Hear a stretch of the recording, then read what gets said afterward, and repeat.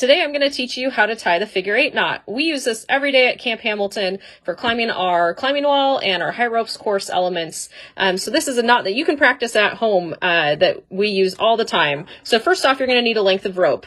The less smooth, the better, so you probably don't want to use ribbon, but a shoelace like I'm using would work well. A climbing rope would be awesome, but most people don't have that around the house. The next thing you're going to need is something for the rope to attach to as your climber. So I'm going to use this little clothespin and pretend that this is my climber today. You can use a stuffed toy or a plastic toy. It doesn't really matter. It could also be a carabiner. Whatever works for us. So the first thing that we're going to do to tie this knot is you're going to put the rope up facing the top of your workspace, just like this. Then we're going to have it loose hanging underneath it.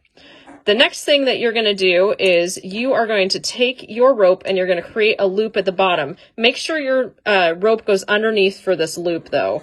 So I'll show you what I'm doing in just a second. So see how it's underneath? This is the right way to do it. If you do it the other way, like this, your knot's not going to work correctly. So you want the loop to be underneath the rope that's going up to your climbing wall or ropes course elements.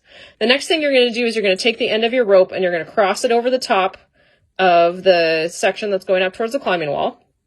And then you're going to take your end and you're going to go underneath the loop and up through the hole and just pull it all the way through like this.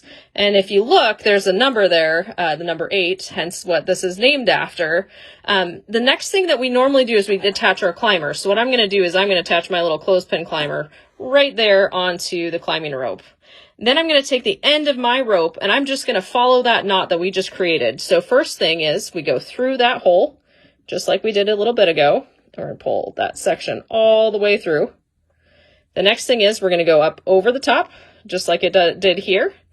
And then we're going to go underneath this section here and pull it through. And then down here, it goes underneath our climber. So we're going to go underneath the climber and then up towards our challenge course elements. So last thing we're going to do here is we're going to tighten our knot. So you're going to pull it tight. It doesn't look pretty yet. Just like that. And then what ends up happening is you end up with different pairs, and this is called dressing the knot when you make it look nicer.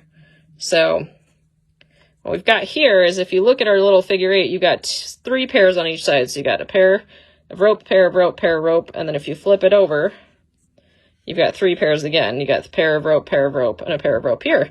And then our little guy here, our little clothespin, is ready to go. This is a super long end here. We wouldn't want it that long, but we're just practicing. So try tying it a couple more times, maybe rewatch this video, and feel free to leave any comments with questions below, and we will help answer them as you tie your figure 8 knot.